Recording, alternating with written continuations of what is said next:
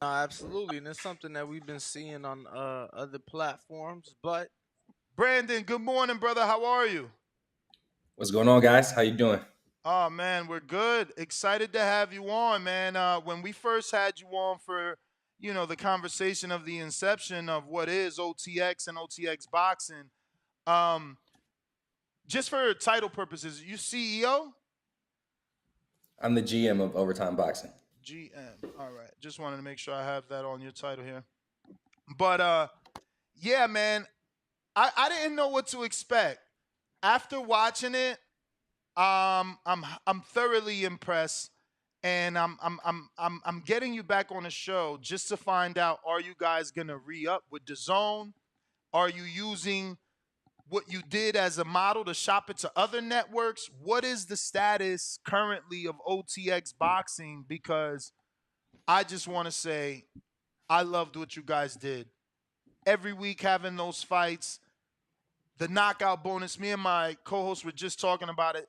Incentivizing these fighters to go the extra mile by giving them those bonuses in the first round or the last round, the knockout the bonuses, extra round, the man, extra round I for no loved it. draws. Oh my You guys god. came up with a lot of innovating things Then that competitive fights. We saw numerous upsets on your good cards. names. I made so much bank off of the amazing Sam and Money Pal. The world thought Money Pal was going to win, and I fucking knew. Bro, you and then the Scooby fight. Like you had some good fights on there, man. Sorry to be long winded. So yeah, let's start with is it coming back? Well, first of all, thanks for having me on again, and thanks for the love. I mean, we definitely put a lot into it, and I'm glad we got good reception, especially from people like you guys. I mean, it means a lot, and we're definitely coming back, 100%. As I told you guys in the first one, we wanted to kick it off with a 4 week series to really build momentum, get our name out there. In Atlanta, especially on the ground. I mean, my line was getting blown up. It was crazy. I mean, we had by the last event, the mayor of Atlanta was in the building, Carmelo, Steven Jackson. We had probably 5 or 6 different former world champions in the building. So it was amazing to do it that way to start, but we're definitely coming back. We're definitely doing more. And right now we're just kind of in the lab re-strategizing for how we're going to, make it another big thing this year. So this year you're coming back. Potentially later in the year, but definitely next year. We're going to do more events. We're going to have some continuity with some of the names that were on the cards, the ones that showed out and did well. And we're definitely going to keep thinking about new innovative ideas. I mean, I think I told you guys the first time, like I'm a boxer myself. So the sweet science is what it is. We don't want to change the sport, but we think there's a couple fun things that we can add to it that the fighters love, that the fans will love. And again, sticking to the ethos, competitive matchmaking was always the thing that we wanted to do. And we're also, of the ethos that one loss doesn't define your career, right? So if somebody lost in our card, but we see potential or they want to come back, that's an opportunity as well. For sure. Is the zone still the network? Yeah, we'll Or definitely is come just back the door and open for the zone and for any other network? Or is the zone the partner? we're gonna strategize and come back with that. Now as soon as we know that, I'll let you guys know. Mm. So it's what I thought. Now, did you guys negotiate the rights to the fights? Do you own the rights to the fights? Yes, we own the fights. I mean, that's similar to any other broadcast deal. You usually own the footage. Well, that's why I asked. Usually, no, the broadcaster owns the footage. Usually, the footage stays there and they have the on demand. Like Golden Boy put on all Floyd fights. When they separated, Golden Boy's catalog with all Floyd's fights belongs to Oscar and Golden Boy, but your fights can't Well, be owns the found. promoter. The promoter. We're Yes, the promoter. So which Golden Boy is was the promoter in that case.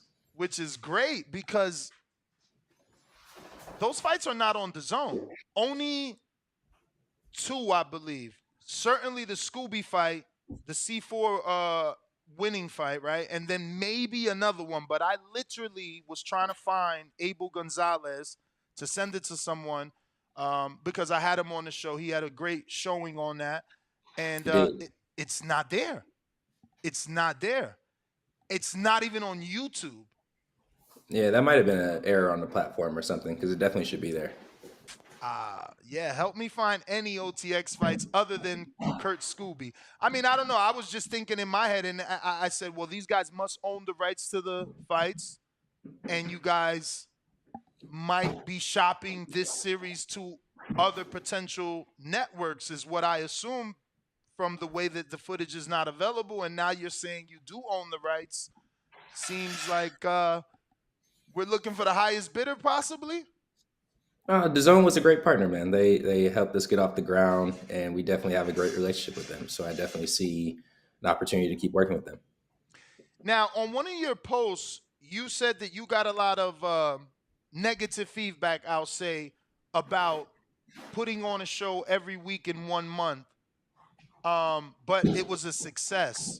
Can you just speak about some of those hardships and then obviously coming out successfully at the end of that 4-fight series, doing a show every week for a month must have been difficult. Yeah, I mean, I would say that just like anything, when you're starting something new, there's going to be people that doubt you, right? Over time, we're a media company. We've done basketball and football. So I think generally coming into boxing, people we're just thinking, okay, what do they know about boxing, right? Are they going to know how to operate? Are they going to know what the clauses should be? Are they going to overpay? There's a lot of questions like that. But, I think what we do and what I always do whenever I'm entering a space is I educate myself. I talk to a lot of smart people. And even a lot of smart people will tell you 4 shows in a month is really difficult, especially when it's your first 4. But I think what we knew is that to create a tent pole, to create momentum in the market, stacking it up closely made more sense. Because if we did once a quarter, you would hear about it once, you would say, this is cool, you might forget about it, right? Whereas in 4 weeks in a month, yeah, it's difficult. It takes a lot of work. I mean, we signed 50 fighters in a short period of time, in a couple months. We had to put together competitive matches, which, a lot of fighters, actually most fighters do want to fight competitively, but if they have a promoter or a manager, they might not want a competitive fight. So there's a lot of maneuvering, a lot of conversations that we had to have to make it work. And then when you're on the ground, we built out a whole environment in our arena, right? Like we built out a club, it had lounge seating, we had bottle service, like really emphasizing the event experience and trying to have a premium production inside the building. It just takes a lot of work to do that. So every week our team got better and better until the 4th one, which I felt like was the model that we just want to replicate every time. Now, I wanted to ask because I love the fact that y'all put it on every week. I felt like, in the beginning, I was like, oh shit. I felt like it could have been a bit ambitious just because, like you said, when you're doing something new, there's going to be just a lot going on in general. But I feel like you guys did it in spectacular fashion for so many reasons. That being said, is the goal for you to keep it at this level? And I ask that because obviously I see what you guys are doing with Overtime Elite. I see what you guys are doing with OT7 in the basketball and football worlds, and it's working, right? So if it's working and it seemed like the fights worked in August, do you keep it at this level and you have the venue, not worry about trying to compete, at the top level necessarily? Yeah, I mean, I always said that coming in that we're trying to be additive to the sport, right? We aren't trying to compete with PBC or Top Rank. They have been doing this for years, or Matchroom, or Golden Boy for that matter, right? We aren't coming in like some of the other competitors came in with millions of dollars to spend on purses and then to flame out very quickly.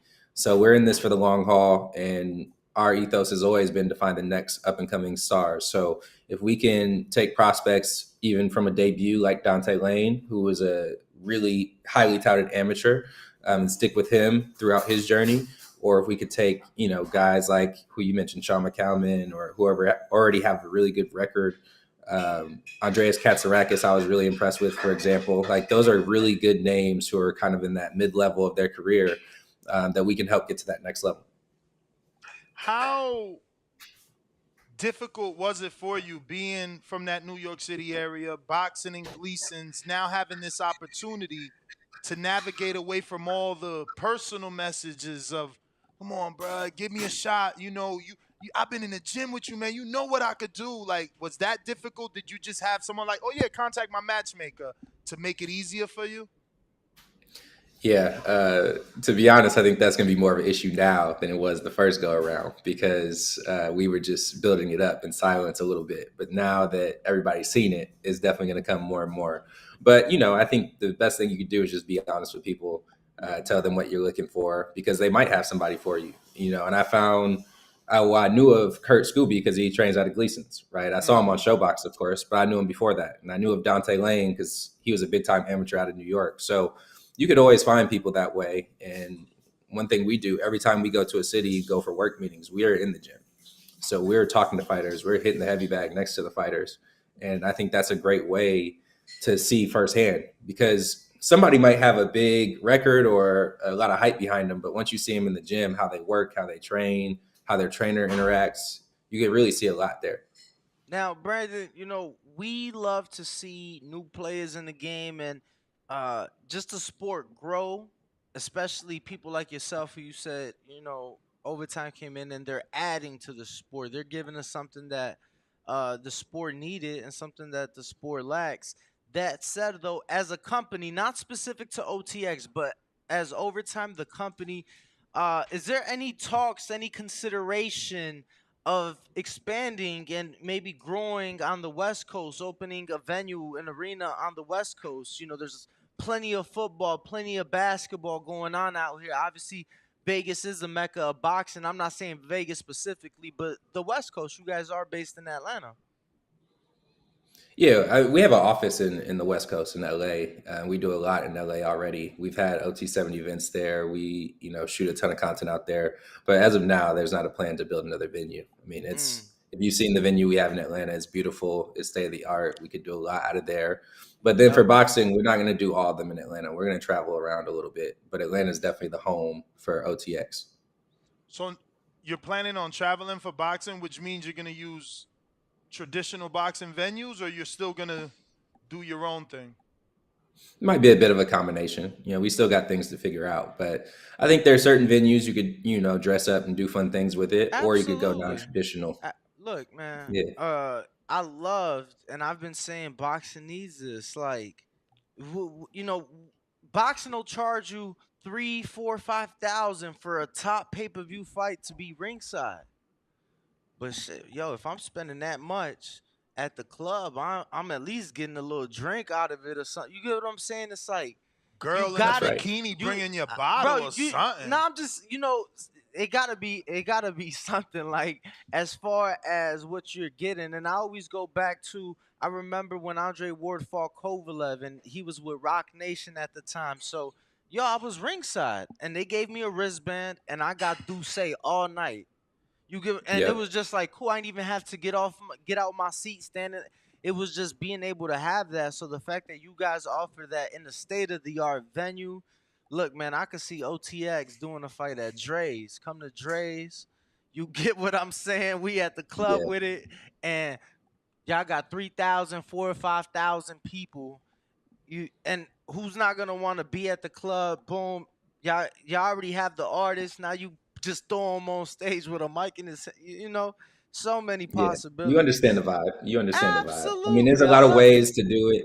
And by the way, like, I felt like when we went to Atlanta, we wanted to encapsulate Atlanta, right? The culture of Atlanta. So, we had people who worked there, Ronaldo Nehemiah, who's kind of like our creative voice, our Atlanta ambassador. Like, we tapped in with all the right people in Atlanta, different club promoters. We tapped in with different artists who came in and had a suite or things like that. So we made it feel very Atlanta, and Atlanta is known for clubs too. So we definitely wanted to bring that vibe, but every city doesn't have to be that way. So we could definitely have different creative visions for different places we go. That definitely makes sense for Vegas. But if we go to Detroit or something like that, like it could be different. So they gonna do it at the Ford plant while people building cars. They gonna throw the fights on at the Ford plant in Detroit. That's what Detroit. You've been in some of our meetings, man. You must be. Yo, man, look. I don't know what promoter was behind it, but there was at least 2 fights at the Playboy Mansion back in the day. Like shit like that should be a thing, you know. Obviously Hugh's Yeah, dead, rest in peace, but I love what y'all doing.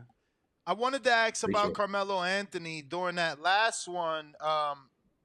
He made it seem as if he's some sort of partner. Is he like a physical partner or an ambassador? Because I mean, he was talking like, oh, he's part of the OTX brand. Carmelo is a longtime investor in Overtime.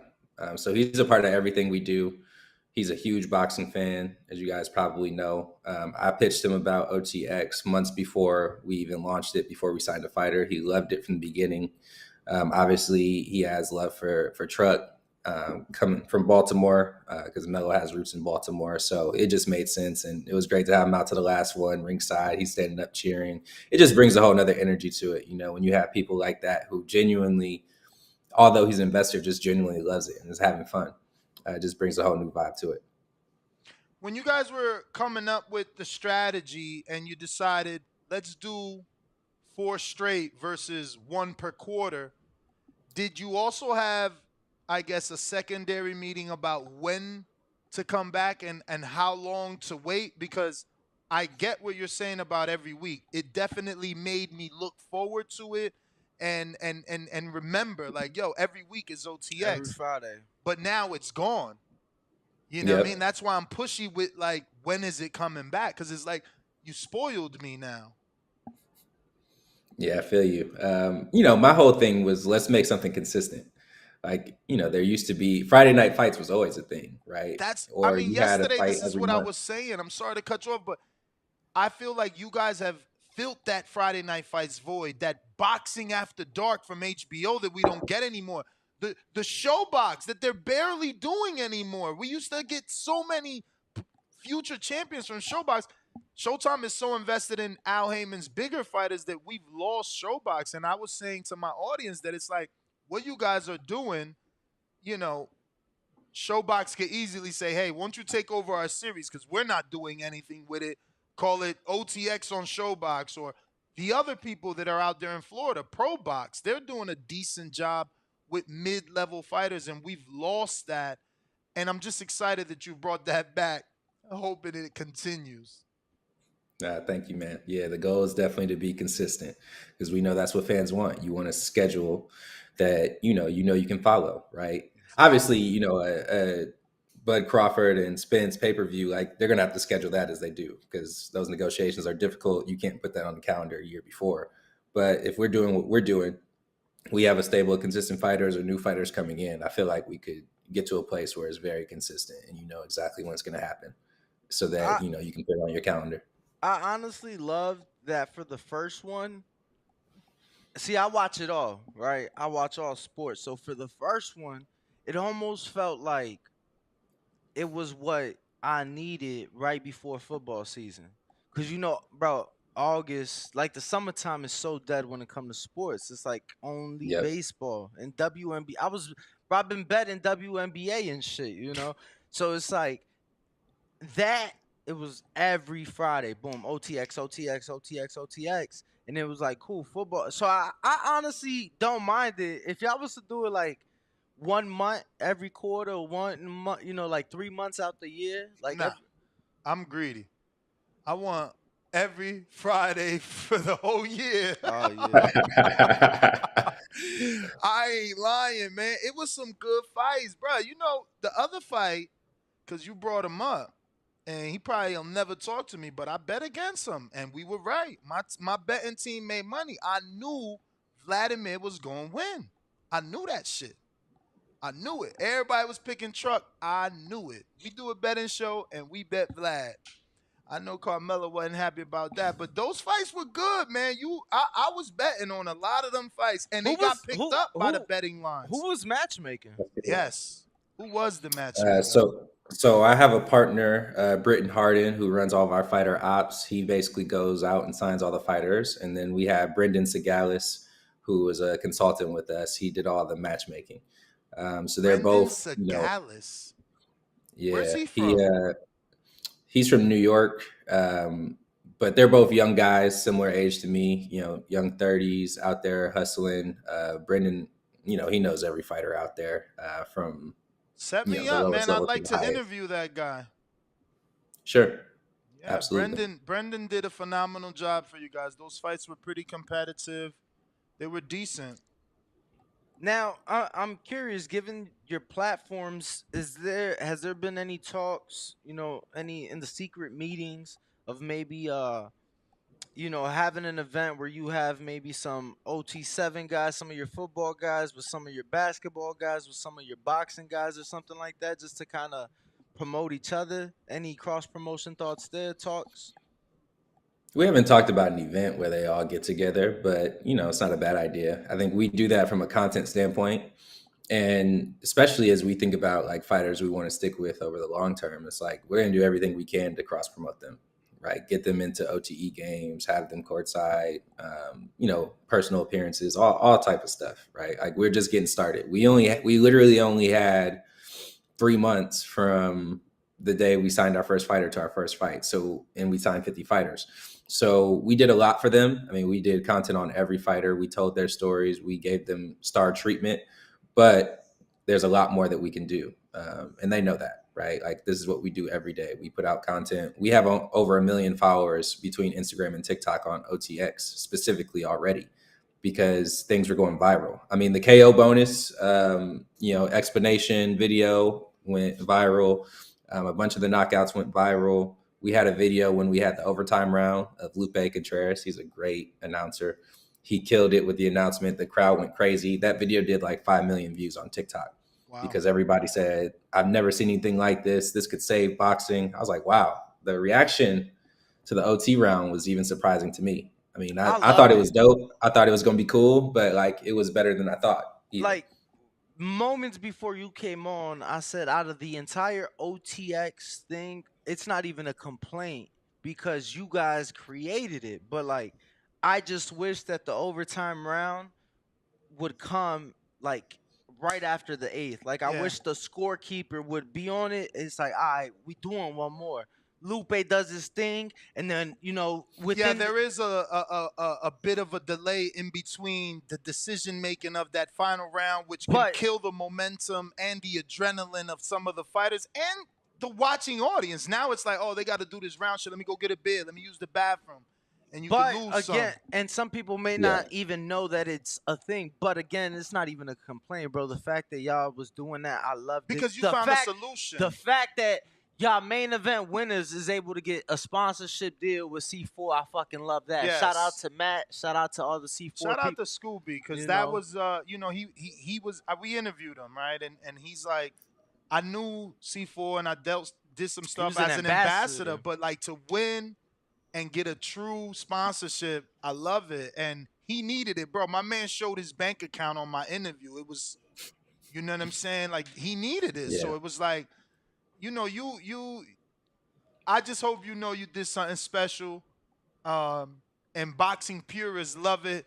And we hope that, you bring it back for sure. We hope that, you're met with no resistance or restriction from these promoters and managers.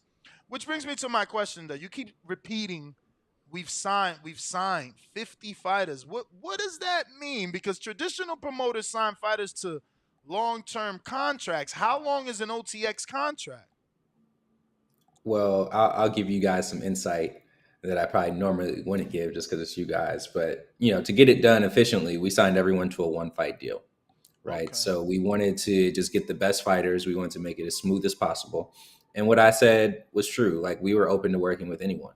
So any promoter that wanted to have a fighter on OTX, we were open doors, open arms. And we did deals with several promoters. We had DeBella fighters, we had main events fighters, we had Golden Boy fighters. So it was all open arms, and we have good relationships with everyone. But now that we've gotten through this, we definitely plan to have more continuity, more long-term relationships with fighters. And we want to build them up and develop them over the course of, years or multiple fights or things like that. So it just depends. It's case by case. But yeah, we wanted to get it started, kick it off the right way. And now that we have essentially a case study, and now that we've worked with a bunch of them, built relationships, we have opportunity to go deeper. Follow up. Any fear with that decision, right? Because it's like if I'm a promoter, I'm a manager, it's like, oh yeah, one fight. Oh, you guys are not trying to poach my fighter. Cool. Take one fight. But now you become a competitor if you're doing long-term contract. If you're signing dudes for 3 fights, these other promoters might not want to work with you because you're a promoter with a broadcast deal. You have television. Like, fighters will want to sign with you, especially long-term. Did you consider that? Did Yeah, I don't ruffle see it some that way though. feathers? I don't see it that way, only because again, we're open to working with people. So if a fighter is signed to a promoter that finds value in what we do, because what we do is just different, right? Like, we have 80 million social media followers. We obviously do have television, as you mentioned. We have an event experience that is hard to replicate. So if you're a promoter who has a great fighter who's young, that doesn't mean we can't do a co-promotional deal, right? I see it as more of an opportunity. You could probably save a little dollars by letting us invest alongside you, build them up, get them more visibility. And even, people who have been at that contender level, like Albert Bell, who did one of our shows. Love. I mean, That's my we got him guy. a ton of visibility. Yeah, he's a great dude. He had a great performance. He had a couple viral videos. He jumped up in the rankings. He's ready for a world title shot. So I don't think there's anything wrong, if you're a promoter who, wants to kind of put some gas behind your guy to come work with us.